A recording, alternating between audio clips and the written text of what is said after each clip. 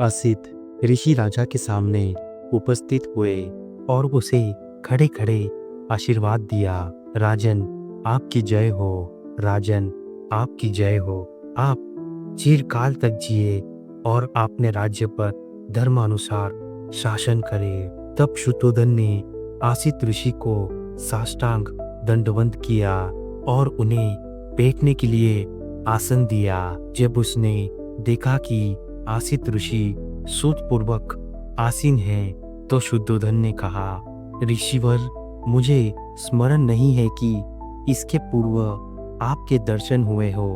आपके यहाँ आगमन का क्या उद्देश्य है?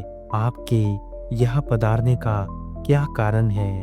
तब आसित ऋषि ने राजा शुद्धोधन से कहा, राजन, तुम्हें पुत्र लाभ हुआ है, मैं उसे देखने के लिए आया हूँ। शुद्धोधन बोला, ऋषिवर, बालक सोया है, क्या आप थोड़ी देर प्रतीक्षा करने की कृपा करेंगे?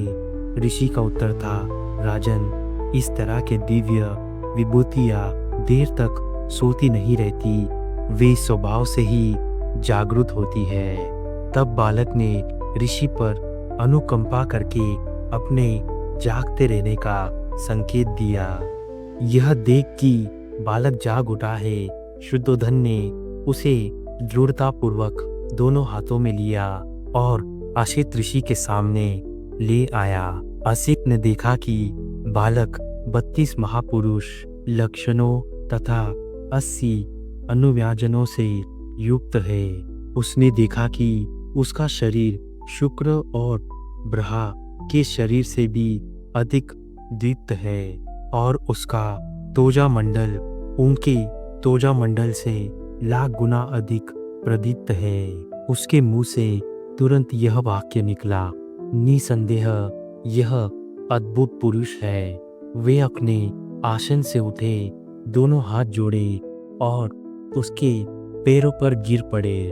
उन्होंने बालक की परिक्रमा की और उसे अपने हाथों में लेकर विचार मग्न हो गए। आसित ऋषि पुरानी भविष्यवाणी से परिचित थे कि जिसके शरीर में गौतम की ही तरह के 32 महापुरुष लक्षण होंगे, वह इन दो गतियों में से एक को निश्चित रूप से प्राप्त होगा, तीसरा को नहीं।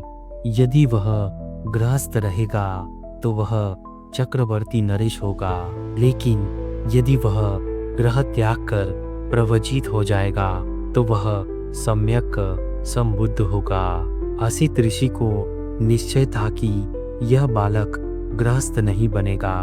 बालक की ओर देखकर वह शीश किया भर भर कर रो रहा है। शुद्धोधन ने देखा कि आसित ऋषि शीश किया भर भर कर रो रहा है। उसे इस प्रकार रोता देखकर शुद्धोधन के रोंगटे खड़े हो गए। उसने आसित ऋषि से निवेदन किया, ऋषिवर, आप इस प्रकार रो क्यों रहे हैं? आंसू क्यों बहा रहे हैं? ठंडी सांस क्यों ले रहे हैं? मैं समझता हूँ कि बालक का भविष्य तो निर्विघ्न ही है। आसित ऋषि ने राजा को उत्तर दिया, राजन, मैं बच्चे के लिए नहीं रो रहा हूँ, इसका तो भविष्य निर्विघ्न है। मैं अपने लिए रो रहा हूँ। ऐसा क्यों? शुद्धोधन ने पूछा।